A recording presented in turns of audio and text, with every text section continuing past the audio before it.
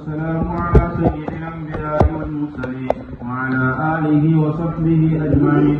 أما بعد، وبالسند المتصل منا إلى الشيخ الإمام الهمام الحافظ الحجة أبي أمير المؤمنين في الحديث أبي عبد الله محمد بن إسماعيل بن إبراهيم البخاري رحمه الله تعالى أنه قال: باب العلم قبل القول والعمل، لقول الله تعالى: واعلم أنه لا إله إلا الله، فبدأ بالعلم، وإن العلماء هم ورثة الأنبياء، ورثوا العلم من أخذ بحظ وافر، ومن سلك طريقا يطلب به علما سهل الله له طريقا إلى الجنة.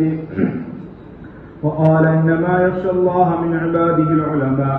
وقال: وما يعقلها إلا العالمون. وقالوا لو كنا نسمع ونعقل ما كنا في أصحاب السعير. وقال: هل يستوي الذين يعلمون والذين لا يعلمون.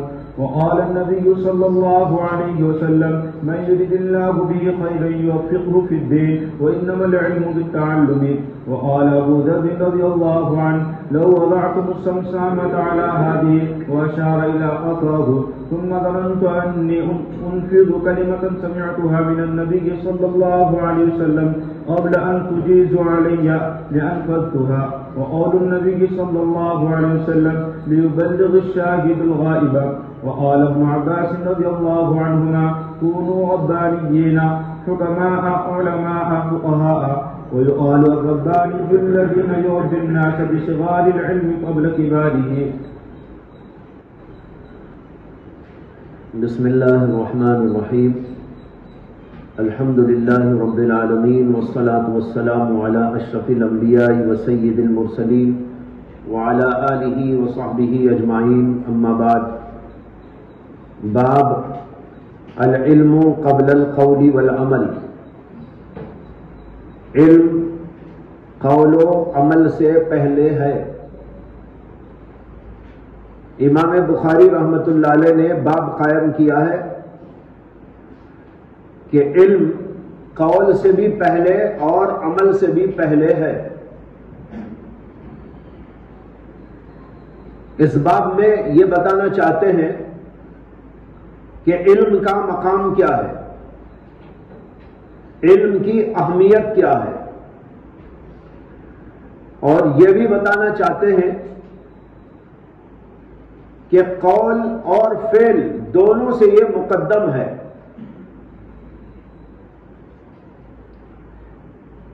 قول سے مراد دعوت و تبلیغ ہے، اور عمل سے تو عمل، یعنی خود عمل کرنے سے اور دوسروں کو اس کی دعوت دینے سے پہلے علم حاصل کرنا ہے.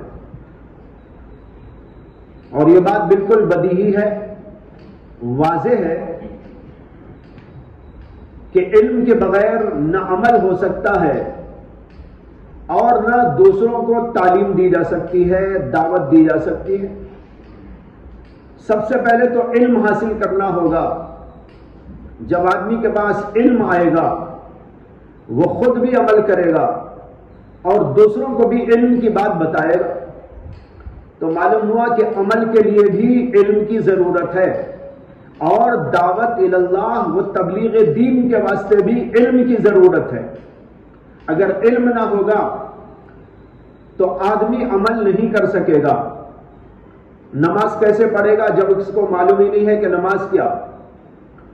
دین پر عمل کیسے کرے گا جبکہ اسے پتہ ہی نہ ہو کہ دین کیا ہوتا ہے، دین کے اعمال کیا ہوتے ہیں، جائز کیا ہے، ناجائز کیا ہے، کیا ضرورت ہے، کیا غیر ضروری ہے، کیا اچھا ہے، کیا برا ہے. یہ چیزیں تو علم کے ذریعے انسان کے سامنے کھلتی ہیں. جب علم آئے گا یہ سارے اسرار کھلیں گے اور آدمی عمل کرے گا، بچنے کی چیزوں سے بچے گا اور لینے کی چیزوں کو لے گا، اچھائیوں پر چلے گا، برائیوں سے بچتا ہوا زندگی گزارے. اسی طریقے پر اگر ہم دعوت و تبلیغ کرنا چاہتے ہیں، واعظ و نصیحت کرنا چاہتے ہیں، دوسروں کی اصلاح کی فکر کرنا چاہتے ہیں، تو اس کے لیے بھی ضروری ہے کہ ہمارے پاس علم موجود ہو. اگر علم نہ ہوگا تو آدمی دوسرے کو بتائے گا کیا؟ کبھی الٹا بتائے گا، غلط بتائے گا، جائز کو ناجائز بتائے گا، ناجائز کو جائز بتائے گا، اچھے کو برا، برے کو اچھا کر ڈالے گا، اور صحیح بات کے بجائے غلط بات دوسروں تک پہنچنا شروع ہو جائے گی۔ تو معلوم ہوا کہ اپنے واسطے بھی عمل کرنے علم کی ضرورت ہے، اور دوسروں کو دین کی بات پہنچانے اور دعوت اللہ کا کام کرنے کے لیے بھی علم کی ضرورت ہے۔ اس لیے امام بخاری نے باب قائم کیا، العلم قبل القول والعمل، علم قول اور عمل دونوں سے پہلے ہے۔ پھر یہاں پر یہ سمجھیے کہ قبل یعنی مقدم ہونا کبھی تو ہوتا ہے ذات کے اعتبار سے، کبھی ہوتا ہے زمانے کے اعتبار سے، اور کبھی ہوتا ہے مرتبے کے اعتبار سے۔ ایک چیز سے مقدم ہے، ذات کے اعتبار سے مقدم ہے، یا یہ کہ زمانے کے اعتبار سے مقدم ہے، یا یہ کہ مرتبے مقام کے اعتبار سے مقدم ہے۔ یہاں پر تینوں باتیں ہو سکتی ہیں، اس لیے کہ علم کا درجہ ذات کے اعتبار سے بھی مقدم ہے، عمل اور دوسروں کو بتانے سے پہلے۔ جیسے کہ ابھی میں نے کہا کہ علم ہوگا تو آدمی اس کے مطابق عمل کرے گا، علم ہوگا تو آدمی دوسروں کو دعوت دے گا، تبلیغ کرے گا، دین کی بات بتائے گا۔ تو معلوم ہوا کہ علم کا قبل ہونا، مقدم ہونا ذات کے اعتبار سے بھی ہے۔ اگر اس کے پاس علم ہی نہیں ہے تو کیا عمل کرے گا، کیسا عمل کرے گا؟ بلکہ ایمان بھی لانے کے لیے علم کی ضرورت ہے، علم آئے گا تبھی ایمان بھی آئے گا۔ اس لیے پہلے اسے پتا چلے گا اللہ ایک ہے، اللہ کو ماننا ضروری ہے، اللہ کی یہ صفات ہیں، رسول اللہ صلی اللہ علیہ وسلم ہے، آپ کی یہ صفات ہیں، آپ نے یہ بتایا، آپ نے یہ کیا۔ کچھ یہ بات معلوم ہونے کے بعد آدمی سوچتا ہے، ایمان لاتا ہے۔ تو معلوم ہوا کہ علم سب سے زیادہ مقدم ہے ذات کے اعتبار سے، اور دوسرے عمل کے اعتبار، عمل کے لحاظ سے بھی، زمانے کے اعتبار سے بھی، زمانے کے اعتبار سے بھی مقدم ہے، اس لیے کہ پہلے علم حاصل کرنا ہے پھر اس کے بعد عمل کرنا ہے۔ زمانے کے اعتبار سے بھی علم پہلے ہوگا اور عمل بعد میں ہوگا، علم پہلے ہوگا، دعوت و تبلیغ بعد میں ہوگی۔ اور تیسری بات ہے مرتبے کے اعتبار سے، مرتبے کے اعتبار سے بھی علم کا مرتبہ ان دونوں سے مقدم ہے، اس لیے کہ علم بنیاد ہے، علم اساس ہے، عمل کی اساس بھی ہے، دعوت و تبلیغ کی اساس بھی ہے۔ اس لیے اگر کوئی شخص علم حاصل کیے بغیر کچھ کرنا چاہے تو کچھ نہیں کر پائے گا۔ اس لیے معلوم ہوا مرتبے کے لحاظ سے بھی علم کا درجہ بہت اونچا، بہت مقدم ہے۔ یہ تینوں بات یہاں پر ہو سکتی ہے کہ علم قول سے بھی پہلے ہے اور عمل سے بھی مقدم ہے، ذاتن بھی، زمانن بھی، مرتبتن بھی، تینوں اعتبار سے۔ امام بخاری نے یہ باب اس لیے قائم کیا ہے کہ وہ یہ بتا دینا چاہتے ہیں کہ علم سے آدمی کو روح گردانی نہیں کرنی چاہیے۔ اگر کوئی آدمی کچھ بھی اپنی زندگی اللہ کے واسطے گزارنا چاہتا ہو تو اس کے لیے علم کی انتہائی شدید ضرورت ہے۔ اس لیے امام بخاری نے آگے علم کے فضیلتوں کو، علم کے درجے کو، علم کے مقام کو کئی دلائل کی روشنی میں ذکر کیا ہے۔ مجھے بات یاد آئی، ہمارے حضرت مسیح اللہ خان صاحب نور اللہ مرقدہ نے ایک بات بتایا تھا کہ ایک علاقے میں ایک بزرگ مشہور تھے، صوفی صاحب۔ عام طور پر صوفی جو بن جاتے ہیں نا، ان کو علم سے بہت دور تک کا بھی واسطہ نہیں رہتا۔ صوفی کے نام سے جو ہوئے وہ علم سے بہت کوسوں دور رہتے ہیں۔ ہمارے اسلاف جو صوفی بھی تھے، عالم بھی تھے، ان کا حال تو یہ تھا کہ ایک ہاتھ میں جو ہے شریعت اور ایک ہاتھ میں طریقت، ایک ہاتھ میں شریعت کے علوم اور ایک ہاتھ کے اندر طریقت کے علوم ان کے پاس موجود تھے، دونوں کے وہ جامع تھے۔ لیکن کچھ لوگ ایسے ہیں، یہاں 3 طبقے ہیں اس اعتبار سے۔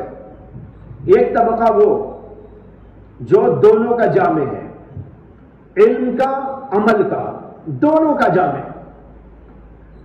یہ وہ ہوتے ہیں جن کو کہتے ہیں جامع الشریعہ والطریقہ، جو شریعت و طریقت دونوں کے جامع ہوتے ہیں۔ دوسرے وہ لوگ ہیں جنہوں نے شریعت کو لے لیا، یعنی اس کے علوم ظاہرہ کو لے لیا، لیکن اس کے علوم باطنہ سے بالکل بے خبر ہو گئے، جیسے اللہ کی محبت، خوف و خشیت، تقوی و طہارت، انابت اور خشوع، آخرت کی فکر و طلب، زہد و قناعت، ان چیزوں کی طرف سے بالکل بے خبر ہو کے رہ گئے۔ یہ علماء ظاہر کہلاتے ہیں۔ اور تیسرا طبقہ وہ ہے جس کا ذکر میں کرنا چاہتا تھا، جو کہتا ہے کہ بھائی اصل چیز تو یہ ہے کہ ہمارے اندر یہ چیزیں ہونا چاہیے، بڑی عبادت ہونی چاہیے، زہد ہونا چاہیے، یہ ہونا چاہیے، وہ ہونا چاہیے، تقوی و طہارت ہونا چاہیے۔ اس کے اوپر زور دیا، لیکن علم حاصل نہیں کیا انہوں نے، علم شریعت سے کوسوں دور رہ گئے۔ نتیجہ یہ ہوا کہ علماء ظاہر باطنی علوم سے بے بہرا، اور یہ ایسے صوفی علم شریعت سے کوسوں دور۔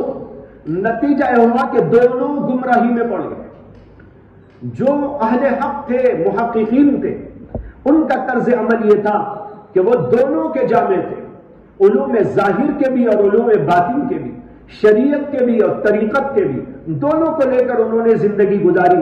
ہمارے اکابرین دارالعلوم دیوبند کا یہی طغرائے امتیاز ہے کہ انہوں نے ان دونوں چیزوں کو جمع کیا، ظاہری علوم کو بھی جمع کیا، باطنی علوم کو بھی جمع کیا، اور دونوں کو ساتھ میں لے کر زندگی بھر چلتے رہے۔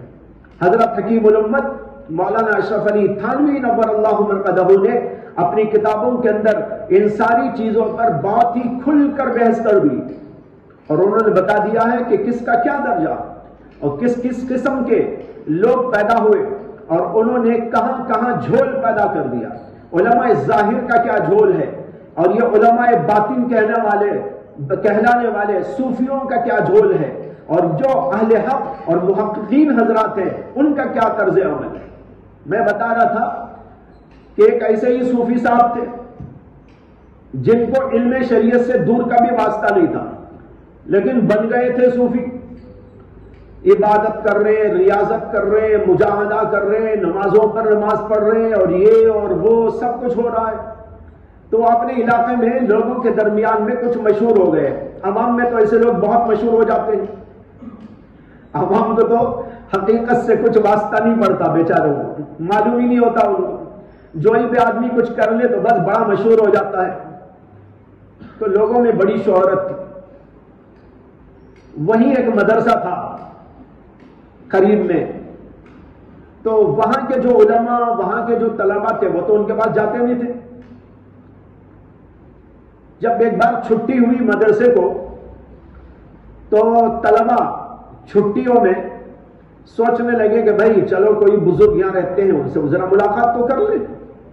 اس لیے کچھ طلباء ان کے پاس میں چلے گئے، سلام علیکم، اس کے بعد بیٹھے، وہ بزرگ صاحب بیٹھے ہوئے تھے، صوفی صاحب، لیکن طلباء محسوس کر رہے تھے کہ یہاں بڑی گندی بدبو آ رہی ہے۔ طلباء بہت پریشان ہو گئے کہ کیا بات ہے، یہاں بزرگ صاحب ہیں اور یہاں گندی، یہ بو کیسی آ رہی ہے؟ ادھر ادھر سب پریشان ہو کے دیکھتے رہے۔ تو صاحب سمجھ گئے کہ ان کو کچھ محسوس ہو رہا ہے، اسی لیے لوگ پریشان ہو رہے ہیں، کوئی ادھر دیکھ رہا ہے، کوئی ادھر دیکھ رہا ہے، جھانک رہا ہے کیا لگ گیا ہے، کوئی اپنے پیروں کو دیکھ لے رہا ہے۔ تو وہ سمجھ گئے کہ ان کو پریشانی ہو رہی ہے۔ تو انہوں نے کہا کیا پریشانی ہے آپ لوگوں کو؟ کہا کہ حضرت یہاں بہت ہی بدبو آ رہی ہے، بدبو کی وجہ سے ہم بہت پریشان ہو رہے ہیں۔ کیسی بدبو ہے؟ آپ جیسی شخصیت یہاں موجود، صوفی صاحب، اور پھر یہاں بدبو کیسی؟ تو انہوں نے کہا نہیں یہ بدبو تو میری ہی پاس سے آ رہی ہے، آپ پریشان نہ ہو۔ اب طلباء اور پریشان ہوئے، یہ تو اور پریشانی کی بات تھی۔ وہ تو یہ سوچ رہے تھے کہیں پیروں میں لگ گیا ہو، کہیں جوتوں میں کہیں گندگی لگ گئی ہو، اس کی بدبو آ رہی ہو. یہ کہہ رہے ہیں کہ میرے ہی پاس سے آ رہی ہے، آپ پریشان نہ ہو. اب طلبہ نے کہا کہ آپ کے پاس سے اور بدبو؟ انہوں نے کہا ہاں ہاں، بات دراصل یہ ہے کہ یہ دیکھو میری ناک میں نے روئی کا پھایا رکھا ہوا ہے اور اس کے اندر میں نے گندگی ڈال کر اپنے ناک میں رکھی ہے. اب طلبہ کے لیے یہ بھی معمہ تھا کہ بھئی یہ کیا معمہ ہے، یہ بزرگ صاحب ہیں اور روئی کے پھائے میں گندگی ڈال کر، پاخانہ ڈال کر اپنی ناک میں چڑھا رکھا ہے. کہا کہ حضرت یہ کیا بات ہے؟ کہنے لگے دیکھو بھائی، بات اصل میں یہ ہے کہ انسان کو اپنے نفس کو مارنا چاہیے. انسان کو اپنے نفس کو مارنا چاہیے. اور نفس کو مارنا یہ ہے کہ نفس جن جن تقاضوں، جن جن چیزوں کا تقاضا کرتا ہے ان ساری چیزوں پر پابندی لگائے اور اس کے خلاف اس کو آمادہ کرے. میرا نفس خوشبو کو چاہ رہا تھا تو میں نے یہ چاہا کہ نفس کو یوں ماروں کہ گندگی اور پاخانہ لے کر روئی کے پھائے میں لگا کر ناک میں ٹھوس لوں اور نفس کو یوں ماروں کہ اب یہ سون کر تجھ کو زندگی کرنا ہے. تو یہ چاہتا ہے کہ ادھر لگاؤں، تو چاہتا ہے کہ خوشبو سونگوں، تجھے یوں میں ماروں گا، اس کے لیے میں نے یہ جو ہے کر لیا ہے. طلبہ کہنے لگے کہ حضرت یہ تو جو ہے آپ جیسے بزرگ ہی حضرات جانتے ہیں اس معاملے کو، لیکن ہمارا ایک سوال ہے کہ آپ نماز جب پڑھتے ہیں تو تب کیا ہوتا ہے؟ انہوں نے کہا اسی کے ساتھ نماز پڑھتا ہوں. انہوں نے کہا اگر اسی کے ساتھ آپ نماز پڑھتے ہیں تو آپ کی نماز تو کل عدم ہے، آپ کی نماز ہی نہیں ہوگی. اس لیے کہ شریعت کے اندر یہ حکم دیا گیا ہے کہ پاکی طہارت ضروری ہے نماز کے لیے، ویسے بھی ضروری ہے لیکن نماز کے لیے تو فرض ہے، بغیر اس کے تو نماز ہو ہی نہیں سکتی. اللہ بغیر طہارت کے نماز قبول ہی نہیں کرتے اور آپ اسی کے ساتھ میں نماز پڑھیں تو آپ کی نماز کیسے ہوگی؟ یہاں سے ان کی بزرگی کا پورا بھانڈا پھوٹ گیا کہ کیا بزرگی ہے.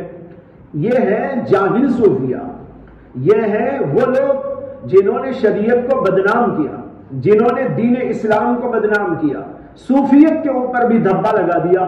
اصل تو یہ ہے کہ جو شریعت نے کہا اس کے اوپر انسان ٹھیک طور پر چلے اور اس کے اندر سب کچھ موجود ہے، ظاہری باطنی تمام علوم شریعت نے عطا کیے. جو آدمی ایسا کرے گا وہی آدمی ٹھیک طور پر صوفی بھی ہوگا. بہرحال میں یہ بتانا چاہ رہا ہوں کہ دیکھو عمل سے پہلے علم کی کتنی ضرورت ہے، عمل سے پہلے علم کی کتنی ضرورت ہے. اگر علم کے بغیر آدمی عمل میں لگ گیا، نتیجہ دیکھو کتنا خراب نکل رہا ہے. وہ نماز تو پڑھ رہا ہے لیکن نماز بھی نہیں ہو رہی ہے اور پھر اپنے آپ کو گندا بنایا ہوا ہے. شریعت نے ایک تعلیم ہرگز نہیں دی. یہ کوئی دوسری قوموں کا سسٹم تو ہو سکتا ہے، دوسری قوموں کا مزاج اور ان کا طریقہ تو ہو سکتا ہے، لیکن اسلام نے اس کی تعلیم نہیں دی. اسلام نے تو پاکی سکھائی، صفائی سکھائی، تہذیب سکھائی، شائستگی سکھائی. یہ اسلام کا طریقہ ہے. نفس کو مارنے کا یہ اصول تو بڑا عجیب و غریب اصول ہے، یہ اسلام نے کہیں تعلیم نہیں دی. یہ کیوں پیدا ہوئی بات؟ علم کے بغیر عمل کرنے سے. اسی طرح علم کے بغیر دوسروں کو تعلیم دینے اور دوسروں کو سکھانے اور دوسروں میں دعوت و تبلیغ کرنے کا مزاج پیدا ہو جاتا ہے تو وہاں بھی بڑی خرابیاں پیدا ہوتی ہیں. آدمی کے پاس علم ہی نہیں ہے لیکن وہ دعوت و تبلیغ کرتا ہے، لوگوں کو بتانے کی کوشش کرتا ہے، جگہ جگہ ٹھوکر کھاتا ہے، حلال کو حرام بتاتا ہے، حرام کو حلال بتاتا ہے، اچھے کو برا بنا دیتا ہے، برے کو اچھا بنا دیتا ہے. شریعت کا علم نہ ہونے کی وجہ سے وہ من مانی چیزوں کو دین کے نام سے پیش کرتا رہتا ہے.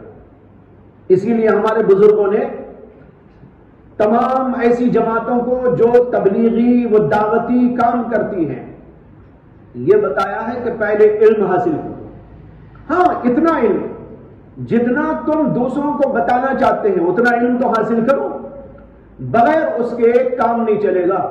اسی لیے حضرت مولانا شاہ محمد الیاس صاحب کانلوی نور اللہ مرقدہ نے جو 6 اصول مقرر کیے ہیں 6 باتیں، ان کے اندر علم و ذکر بھی ہے.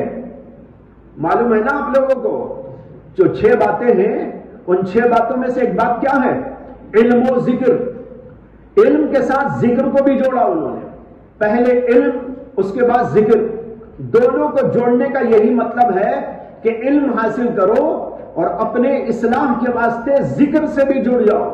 جب یہ دونوں چیزیں تمہارے پاس میں رہیں گی تو تم ٹھیک ٹھیک راستے پر چلتے رہو گے. علم ہوگا جو تم کو روشنی دے گا، جو روشنی دکھائے گا، صحیح راستہ بتائے گا. اسی علم کی روشنی میں تم دوسروں کو دعوت دو گے، تبلیغ کرو گے، دین کی بات بتاؤ گے. اگر علم ہی نہ ہوگا تو آدمی کیا کر سکتا ہے؟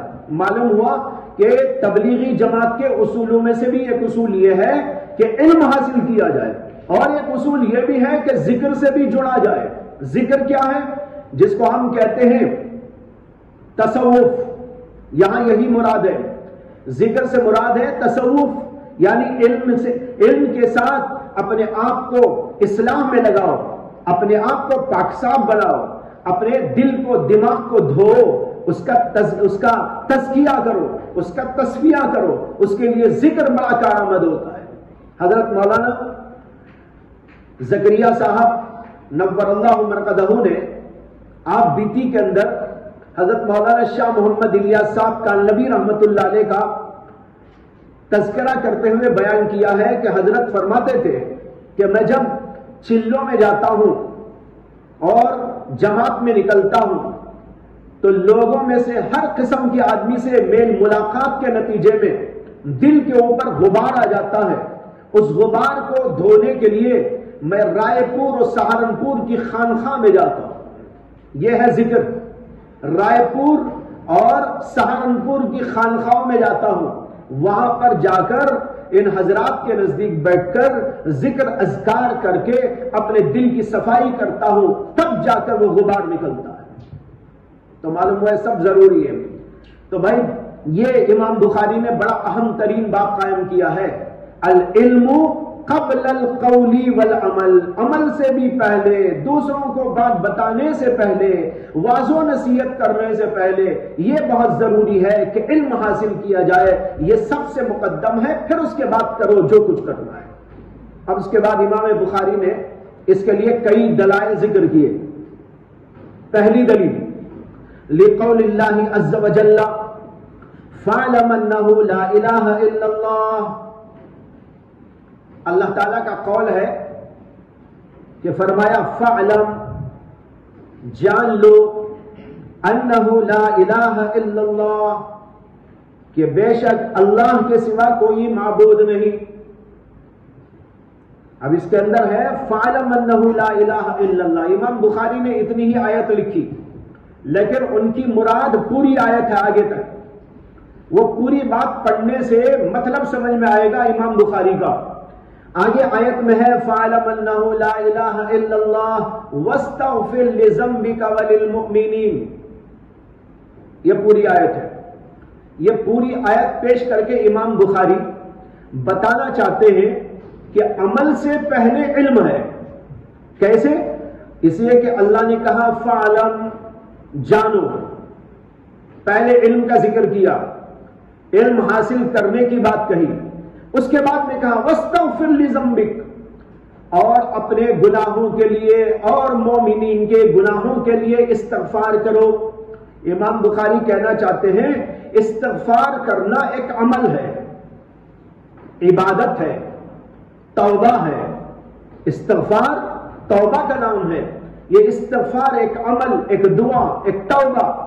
یہ جو عمل ہے اللہ نے اس کو بعد میں ذکر کیا اور اس سے پہلے علم کا ذکر کیا.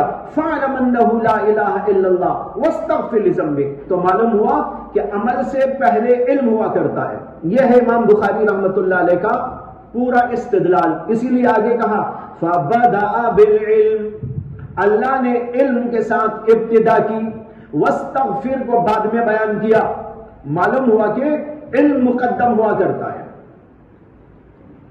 دوسری دلیل دے رہے ہیں وَأَنَّ الْعُلَمَاءَ هُمْ وَرَثَةُ الْأَنْبِيَاءِ، اور حضرات علماء انبیاء کے وارثین ہوا کرتے ہیں. वररसुल इल्म मन अखज़हु अखज़ बिहज़्ज़िन वाफिर वमन सलक तरीक़न यतलुबु बिही इल्मन सख्खलल्लाहु लहु तरीक़न इलल जन्नह। ये तो एक हदीस के अल्फाज हैं, लेकिन इमाम बुखारी ने यहां पर इनको बतौर हदीस बयान नहीं किया। हालांकि हदीस ही के अल्फाज हैं पूरे, लेकिन इमाम बुखारी ने इसे हदीस के तौर पर जिक्र नहीं किया, बल्कि अपने कौल के तौर पर जिक्र कर दिया है। हदीस के अल्फाज को उन्होंने बतौर इक्तिबास अपने कलाम में ले लिया है। कहते हैं वअन्नल उलमा हुम वरसतुल अंबिया, हजरात उलमा अंबिया के वारिस होते हैं। वररसुल इल्म, और अंबिया अलैहिमुस्सलातु वस्सलाम ने इल्म को वरासत में छोड़ा है।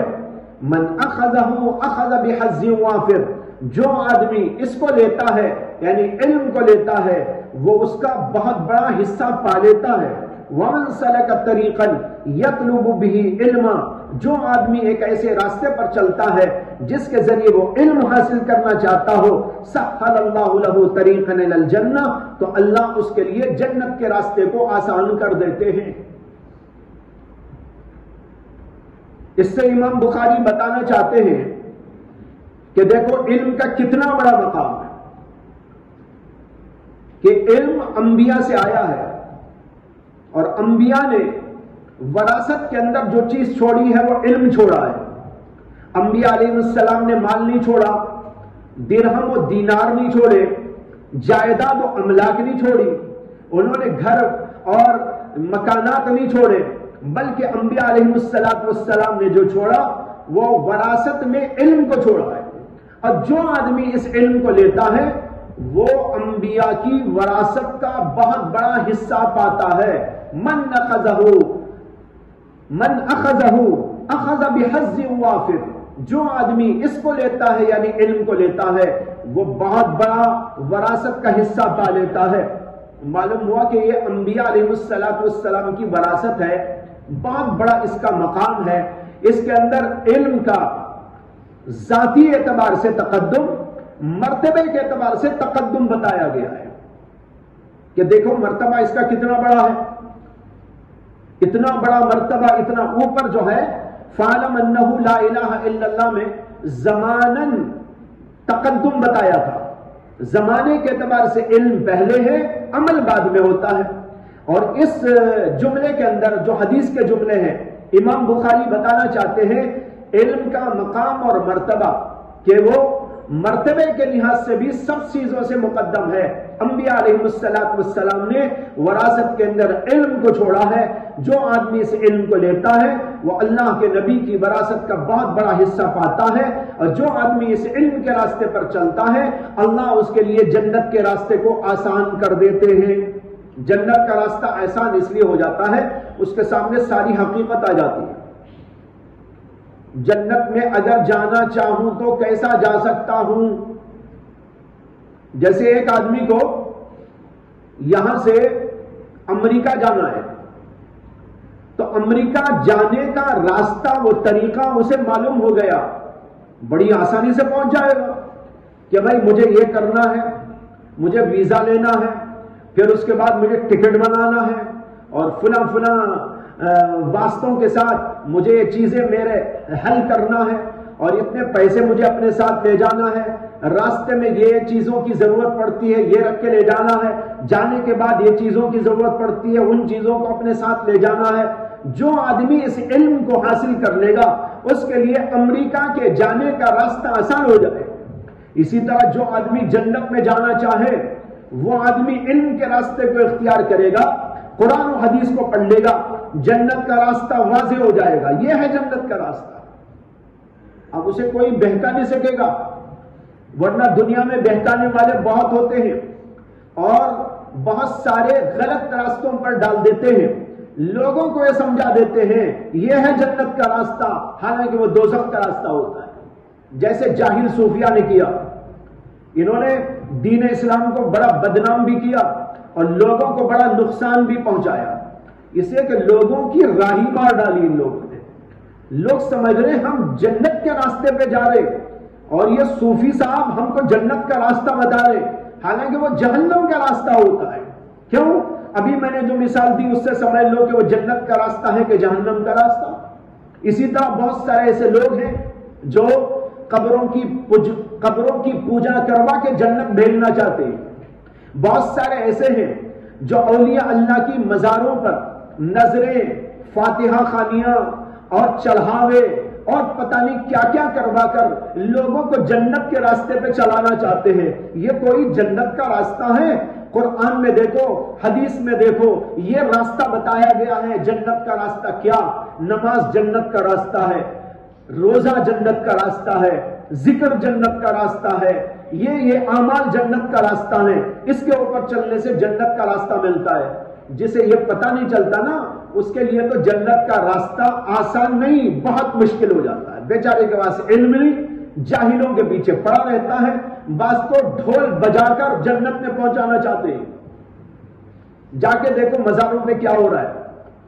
مزاروں کا جو طریقہ آج کل ہے یہ مجاوروں کے پاس، وہ تو ایک ایسا طریقہ ہے، قرآن و حدیث کو سامنے رکھ کر اس کو سامنے رکھے تو دونوں کے درمیان میں مناسبت تو ادنا بھی نہیں، بعد ہزاروں سالوں کا، ہزاروں فاصلوں کا ملے گا.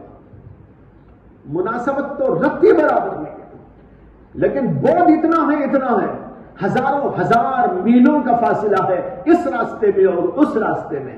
لیکن لوگوں کو بہکا رکھا ہے. اور آج بھی مسجد میں آ کر نماز پڑھنے والوں کی تعداد تو بہت کم ہے. مزاروں پر جا کر عرس و فاتحہ خوانی کرنے والوں اور وہاں پر نظریں اور چڑھانے والوں کی تو تعداد کی کوئی جو ہے تعداد ہمیں معلوم ہی نہیں کتنی ہے. اور پیسے بھی دیتے ہیں وہاں پر بغیر مانگے. مدرسے کو تو بغیر مانگے کوئی چندہ نہیں دیتا، مسجد کو بغیر مانگے کوئی چندہ نہیں دیتا. لیکن کبھی آپ نے سنا ہے کہ مزاروں کے اوپر چندے کے لیے کوئی آیا ہو چندہ مانگنے؟ اجمیر شریف کی مزار ہو یا اور کسی بزرگ کی مزار ہو، لیکن کروڑوں روپے کا چندہ وصول ہوتا رہتا ہے. اور یہ سب بیٹھ کر وہ کھاتے ہیں جو وہاں پر بیٹھے ہوئے مجاہدین ہوا کرتے ہیں. بغیر کسی مانگ کے چندہ مل رہا ہے ان لوگوں کو. لیکن مدرسہ، مسجد جہاں قرآن و حدیث کی تعلیم ہو رہی ہے، امت کے لوگوں سے بھیک کی طرح مانگنا پڑتا ہے، تب بھی وہ دینے راضی نہیں ہوتے. بہت مشکل سے دینے والے دیا کرتے ہیں اور دل سے دینے والے بہت کم لوگ ہوا کرتے ہیں. بہرحال اللہ چلا رہے وہ الگ بات ہے. میں بتا رہا ہوں کہ امت کا حال یہ ہے. وجہ کیا؟ علم نہیں. ساری مصیبت علم پہ آ کے ٹھہر رہی ہے کہ علم نہ ہونے کی وجہ سے، جہالت کی وجہ سے لوگ ان کو بھٹکا رہے ہیں، ان کو غلط راستوں پہ ڈال رہے ہیں. اگر علم آ جائے گا لوگوں کو پتہ چل جائے گا. اسی لیے یہ جتنے جاہل صوفی ہوتے ہیں نا، ان کے پاس جو بھی مرید ہونے جاتا ہے سب سے پہلے ان کا اصول یہ ہوتا ہے کہ علماء کے پاس نہیں جانا. وہ شریعت والے ہیں، ہم حقیقت والے ہیں. وہ شریعت والے ہیں، ہم طریقت والے ہیں. ہم تو دل کی بات کہتے ہیں، یہ ظاہر بات کہتے ہیں. ان کو حقیقت کا پتہ نہیں ہے. ایک ایسا ہی ابھی جو میں نے بتایا نا کہ جاہل صوفی کیسا تھا، اور ایک صوفی کا قصہ سنو. چند سال پہلے میرے پاس کچھ لوگ ایک گاؤں کے آئے. مجھے ابھی یاد نہیں رہا کہ وہ کون سا گاؤں، کرناٹک ہی کے کسی گاؤں سے آئے تھے. ایک جماعت آئی تھی. ان لوگوں نے آ کر مجھے بتایا کہ ہمارے گاؤں میں ایک پیر آیا ہے اور بہت سارے لوگ اس کے مرید ہو گئے ہیں. میں عام طور پر کہا کرتا ہوں پکے پیر کے مرید بڑے کچے. پکے پیر کے مرید بڑے کچے، کچے پیر کے مرید بڑے پکے. سمجھ میں آیا؟ کچے پیر ہوتے نا ایسے جاہل، اناڑی، بےہودہ، ان کے مریدوں کا حال دیکھو، ان کے تو دم بن کے رہتے ہیں وہ. لیکن جو اصلی مشائخ ہیں، واقعی اللہ والے ہیں، ان کا لوگوں کے ساتھ ان کا معاملہ یہ ہے کہ ان کے مریدین بڑے کچے ہوتے ہیں. یہ بھی دیکھنے میں آیا ہے. بہرحال ان کے بہت سارے مرید ہو گئے. ان لوگوں نے مجھ کو بتایا کہ وہ آدمی عجیب قسم کی گمراہی پھیلا رہا ہے، ہم لوگ چند دنوں تک صبر کرتے رہے، ہم سے صبر نہیں ہوا، تو ہم آپ کے پاس میں آئے ہیں کہ ہم کیا سبیل اختیار کریں، کچھ مشورہ کرنے آئے۔ اس میں انہوں نے یہ بتایا کہ وہ ایسا کرتا ہے کہ اس کے کئی سووں مرید ہو گئے ہیں، اور وہ اپنے مریدوں کو لے کے بیٹھ جاتا ہے اور قرآن کی تفسیر کے حوالے سے بات کرتا ہے، تفسیر قرآن۔ اس کا ایک مرید اور چیلا وہ قرآن کریم کو لے کر، ترجمے والے قرآن کریم کو لے کر کھڑا ہوتا ہے، تو یہ مرید پیر صاحب کہتے ہیں کہ بھائی پڑھو سورہ فاتحہ پڑھو، وہ سورہ فاتحہ پڑھتا ہے، پھر اس کے بعد کہتا ہے کہ اس کا ترجمہ پڑھو، تو وہ ترجمہ پڑھتا ہے، الحمدللہ رب العالمین، تمام تعریفیں اللہ کے لیے ہیں جو تمام عالموں کا پالنہار ہے، الرحمن الرحیم، بڑا مہربان نہایت رحم والا ہے، مالک یوم الدین، یوم جزا کا مالک ہے، ایاک نعبد و ایاک نستعین، ہم تیری ہی عبادت کرتے ہیں اور تجھ ہی سے مدد مانگتے ہیں۔ یہاں کہتے ہی وہ مرید پیر کہتا ہے ٹھہرو ٹھہرو ٹھہرو، ٹھہر گیا۔ اب وہ کہتا ہے دیکھو یہ کس کا کلام ہے بھائیو؟ سارے مریدین کہتے ہیں اللہ کا کلام ہے۔ اللہ کا کلام کس پہ نازل ہوا ہے بھائیو؟ سارے کہتے ہیں ہمارے آقا جناب محمد الرسول اللہ صلی اللہ علیہ وسلم پر نازل ہوا ہے۔ یہ کلام کون بول رہا ہے؟ اللہ بول رہے ہیں۔ کس کو بول رہے ہیں؟ محمد صلی اللہ علیہ وسلم کو بول رہے ہیں۔ کیا بول رہے ہیں؟ دیکھو اللہ بول رہے ہیں ایاک نعبد و ایاک نستعین، ہم تیری ہی عبادت کرتے ہیں، تجھی سے مدد مانگتے ہیں۔ لوگوں کو کہتا ہے اللہ محمد صلی اللہ علیہ وسلم کو کہہ رہا ہے میں تمہاری عبادت کرتا ہوں۔ یہ جاہل علماء کہتے ہیں کہ محمد اللہ کی عبادت کرتے ہیں، محمد اللہ کی عبادت نہیں کرتے، اللہ محمد کی عبادت کرتا ہے، وہ شریعت ہے، یہ طریقت ہے۔ سمجھ میں آ رہی ہے کچھ بات؟ گمراہی کا دروازہ کہاں سے کہاں کھلا ہے، اللہ اکبر، کیا جہالت ہے۔ تو بہرحال کچھ مشورے ہوئے اس وقت، اس کے بعد کچھ ہوا، وہ ختم ہوا قصہ۔ بتا رہا ہوں ایسی ایسی جہالتیں ہوتی ہیں، اس لیے امام بخاری نے یہ باب قائم کر دیا اور اس کے اندر یہ دلائل ذکر کر رہے ہیں، اور آگے کہتے ہیں وقال، اور اللہ کے نبی اور اللہ تعالیٰ نے کہا انما یخشی اللہ من عبادہ العلماء، بس اللہ تبارک و تعالیٰ سے اس کے بندوں میں سے ڈرنے والے تو علماء ہیں۔ دیکھو اس کے اندر اللہ تعالیٰ نے علم کی کتنی بڑی فضیلت بیان کی، اہل علم کی کتنی بڑی فضیلت بیان کی۔ یہ بتایا کہ بندوں میں سے اللہ سے خشیت اور خوف رکھنے والے تو وہ ہوتے ہیں جو علم رکھنے والے ہیں۔ معلوم ہوا کہ علم ایسی عبادت ہے کہ اس عبادت سے عمل بھی پیدا ہوتا ہے۔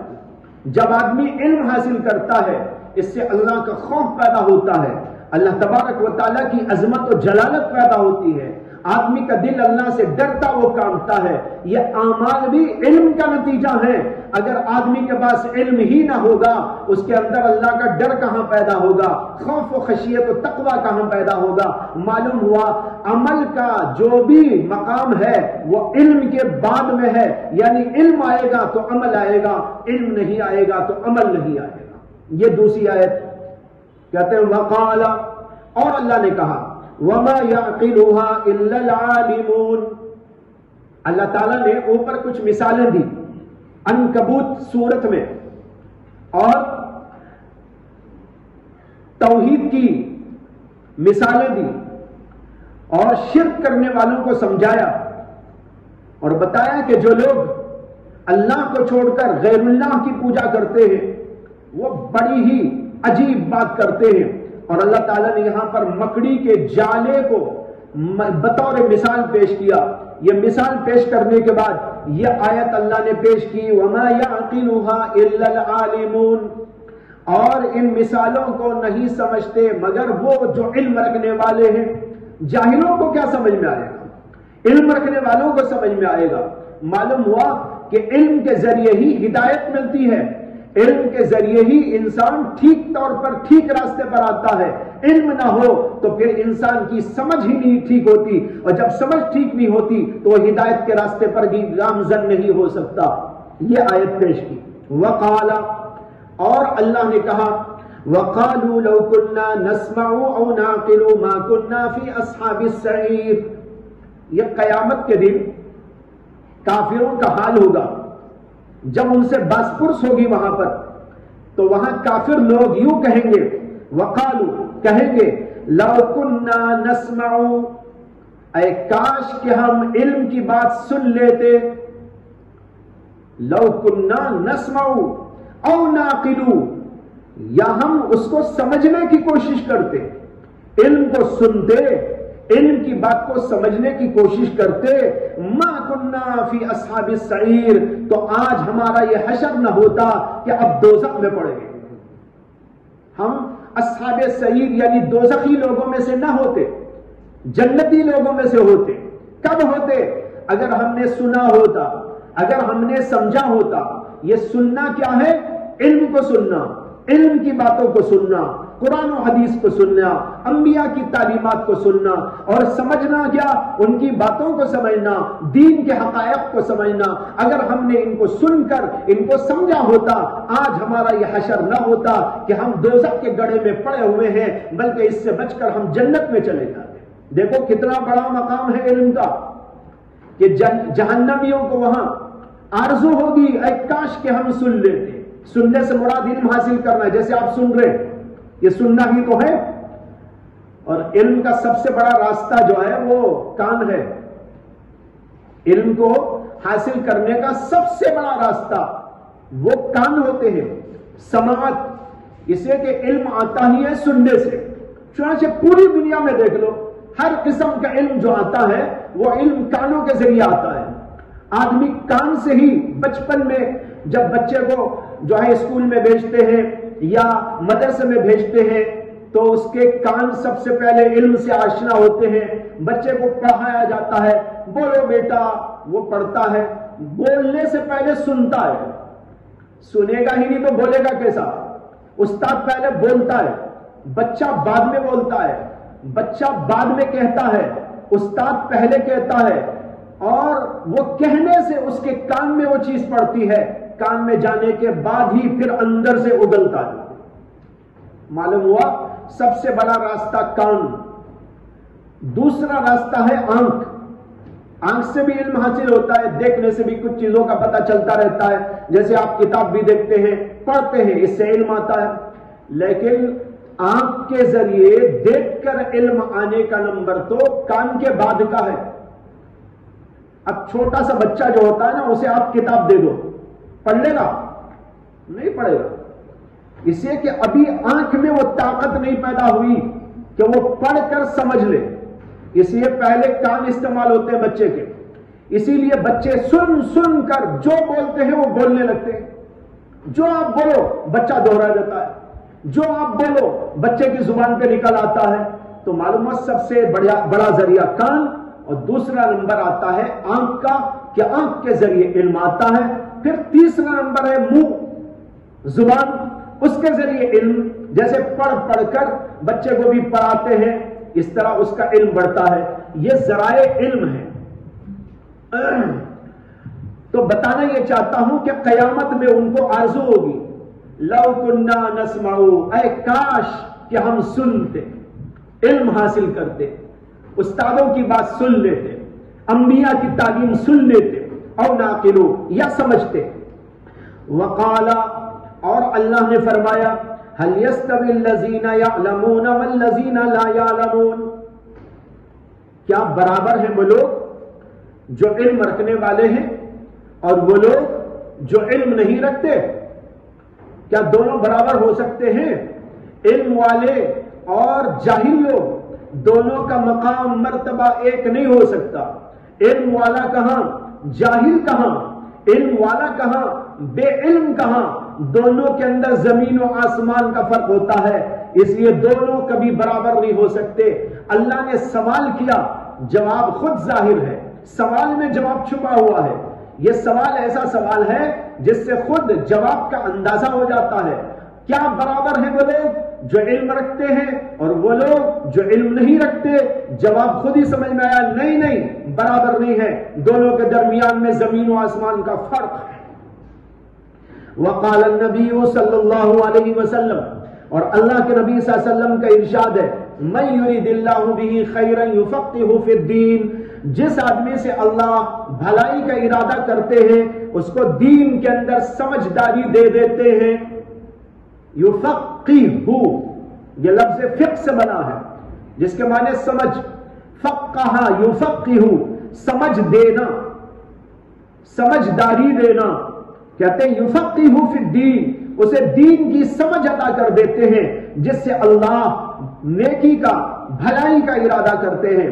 امام محمد کا جب انتقال ہو گیا، کسی بزرگ نے ان کو خواب میں دیکھا اور ان سے پوچھا کہ آپ کا اللہ کے ہاں پیشی پر کیا معاملہ ہوا؟ انہوں نے کہا اللہ کے سامنے پیشی ہوئی، اللہ نے مجھ سے فرمایا اے محمد اگر تجھے بخشنا نہ ہوتا تو تجھے علم سے کیوں نوازتا. اسی لیے تو علم دیا تھا کہ بخشنا منظور تھا. کتنا بڑا مقام ہے اہل علم حضرات کا کہ اللہ جس کے ساتھ بھلائی چاہتے ہیں اسی کو علم دیتے ہیں. بہت اونچا مقام. یہ حدیث آگے آ رہی ہے مستقل باب میں، وہیں پر اس کی پوری تشریح ہوگی. اجمالی تشریح یہ آپ کے سامنے آ گئی. اور فرمایا اللہ کے نبی نے وَإِنَّمَا الْعِلْمُ بِالتَّعَلُّمِ، یہ بھی حدیث کا جملہ ہے. بعض روایتوں کے اندر یہ حدیث کا جملہ نقل کیا گیا ہے. امام بخاری یہاں ذکر کرتے ہیں وَإِنَّمَا الْعِلْمُ بِالتَّعَلُّمِ، علم تو تعلم سے آتا ہے، علم سیکھنے سے آتا ہے.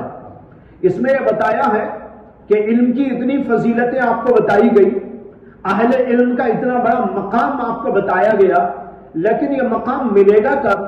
یہ مقام حاصل ہوگا کب؟ کہتے ہیں یہ حاصل اس وقت میں ہوگا جب کہ آدمی علم حاصل کرنے کی کوششیں کرے گا، تعلم کرے گا. تعلم علم سے ہی بنا ہے لیکن باب تفعل میں چلا گیا ہے. باب تفعل میں جانے سے اس کے اندر ایک خاصیت پیدا ہو جاتی ہے اور اس خاصیت کا نام ہے تکلف. آپ نے پڑھا ہوگا ابواب خاصیات ابواب کے تحت باب تفعل کے خاصیات میں سے ایک خاصیت ہے تکلف. تکلف کا معنی ہے کسی چیز کو بتکلف حاصل کرنا، یہ اس کے اندر معنی پیدا ہو جاتے ہیں. لہذا علم سے تعلم کا لفظ بنا تو اس کے معنی ہو گئے تکلف سے علم حاصل کرنا، یعنی اس کے لیے محنت کرنا، اس کے لیے مجاہدہ اختیار کرنا، اس کے لیے تدبیریں کرنا، اس کے لیے سلیقہ مندی اختیار کرنا. جب اس طریقے پر علم حاصل کیا جائے گا تب جا کر علم آئے گا. اگر یہ تعلم نہ ہوگا تو قیامت تک علم نہیں آئے گا. اگر کوئی اپنے گھر میں بیٹھا رہے، اگر کوئی موج ماری کرنے لگے، اگر کوئی تکبر میں اپنی جگہ پر رہنے لگے، اساتذہ کے سامنے نہ جھک جائے اور محنت نہ کرے، مجاہدہ نہ کرے، قربانیاں نہ دے، نیند کی قربانی، مال کی قربانی، جان کی قربانی، اوقات کی قربانی، محنت کی قربانی، جسم کی قربانی، دل و دماغ کی قربانی، اس وقت تک اس کو علم حاصل نہیں ہو سکتا جب تک کہ یہ ساری قربانیاں لگتی نہیں ہے. اس لیے فرمایا انما العلم بالتعلم. اتنا بڑا باب امام بخاری نے قیام کر دیا. علم کی اہمیت، اس کا تقدم ذاتاً، زماناً اور رتبتاً بتانے کے لیے کہ ہر اعتبار سے علم بہت بڑا مقام رکھتا ہے، مقدم ہے. دیکھو قرآن یہ کہتا ہے، حدیثیں یہ کہتی ہے، یہ ساری باتیں مل ملا کر یہ بات ثابت ہو جاتی ہے کہ علم کا بہت اونچا مقام ہے، بہت بڑا مرتبہ ہے اور یہ حاصل ہوتا ہے محنت سے، مجاہدے سے، تکلیفات برداشت کرنے سے. جنہوں نے بھی تکلیف برداشت کی ان کو اللہ نے علم عطا کیا. جنہوں نے علم کے راستے میں محنتیں نہیں اٹھائی، اپنا دل دماغ اس کے لیے قربان نہیں کیا، ان کو علم حاصل نہیں ہوگا. یہ ساری دنیا میں آشکارا ہے. اور علم چاہے دنیا کا ہو یا چاہے دین کا علم ہو، ہر علم کے لیے ضروری ہے کہ آدمی تعلم کرے، یعنی بتکلف علم حاصل کرنے کی فکر اور جد و جہد کرے، تبھی جا کر علم حاصل ہوتا ہے. ہمارے بزرگوں نے کیا کیا قربانیاں دی، کیسے کیسے انداز پر علم حاصل کیا. نہ دن دیکھا، نہ رات دیکھی، نہ اور کوئی وقت دیکھا، اور نہ فقر و فاقے کا خیال کیا. بھوک اور پیاس شدت کی، لیکن اس کو بھی برداشت کر کر کے علم حاصل کرتے رہے. تاریخ کے اندر یہ واقعہ لکھا ہے جو بڑا عجیب و غریب ہے کہ 3 محدثین، اتفاق سے سب کا نام محمد، اتفاق سے سب کا نام محمد، ایسے 3 عظیم محدثین علم حاصل کرنے کے دور میں ایک جگہ پر گئے، ایک شہر میں، اور وہاں پر اساتذہ کے پاس ان کے اوقات کا شیڈول بنا ہوا تھا، یعنی نظام الاوقات بنا ہوا تھا. اور ان کے پاس جو پیسے تھے اس سے کچھ کھانے کی چیزیں لے لیتے اور جیسا کیسا گزارا کرتے تھے. پیسے ختم ہوتے ہوتے ہوتے ایک بار اتنی رقم رہ گئی کہ اس کے اندر ایک مچھلی خریدی جا سکتی تھی. یہ حضرات ایک استاد کے پاس جانے کے لیے نکلے، اتفاق سے مچھلی والا سامنے آیا تو انہوں نے کہا بھائی مچھلی لے لیں گے، اتنے ہی پیسے بھی ہیں، بعد کا دیکھیں گے. بعد مچھلی والا سامنے ہے، مچھلی لے کے رکھ دیں گے، بعد میں آ کے اس کو پکا کے کھا لیں گے. چنانچہ نکل گئے مچھلی رکھنے کے بعد اپنے کمرے سے، اور جہاں جانا تھا استاد کے پاس وہاں گئے. ان کے اوقات ایسے بندھے ہوئے تھے کہ ایک کے بعد ایک اساتذہ کے پاس ان کو جانا ہوتا تھا. پہلے مدارس کا سسٹم نہیں تھا، ایک مدرسے میں تمام اساتذہ ایک ہی ماحول میں، ایک ہی بلڈنگ میں، ایک ہی سائے میں آپ کو سارے اساتذہ پڑھانے والے مل جائیں. اس زمانے میں ایسا تھا، ایک استاد یہاں، ان کا گھر یہاں، ایک استاد کہیں اور، ان کے پاس وہاں جانا، ان کا وقت الگ، ان کا وقت الگ. اس طریقے پر اساتذہ کے پاس وقت پہ جاتے اور علم حاصل کرتے.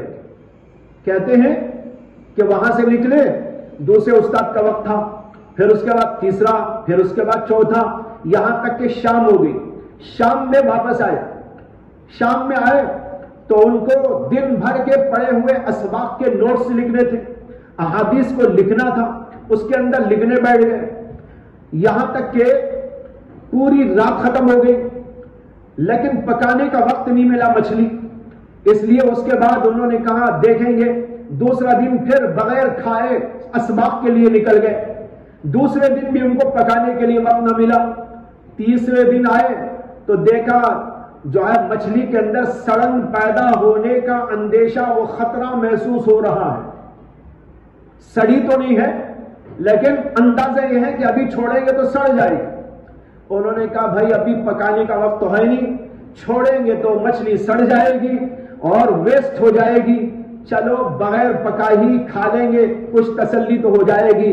بغیر مچھلی پکائے مچھلی کو یوں ہی بانٹ کے کھا لیا اور اسباق کے لیے نکل گئے. سنا ہے آپ نے ایسے واقعات؟ علامہ عبد الفتاح ابو غدہ کی ایک کتاب ہے صفحات من صبر العلماء، پڑھی ہے، دیکھی ہے؟ بڑی بہترین و عظیم الشان کتاب ہے. اس کتاب کو پڑھو. علماء نے کیا کیا صبر کیا، کیا کیا قربانیاں دی. بھوک پر صبر، کپڑوں پر صبر، کپڑے تک نہیں ہوتے تھے، اور محنت اور مختلف قسم کے مسائل، لیکن سب پر صبر کرتے رہے. اتنا ذوق اور شوق پڑھنے کا اور اس کے لیے محنت جس کا ریکارڈ بنا کے چلے گئے اور اس کا ریکارڈ کوئی توڑ نہیں سکا. ایسا اس لیے جس طرح علم حاصل کرنا ہے اس طرح علم حاصل کرنا چاہیے. اس کا راستہ بتایا، انما العلم بالتعلم. وآخر دعوانا ان الحمد للہ رب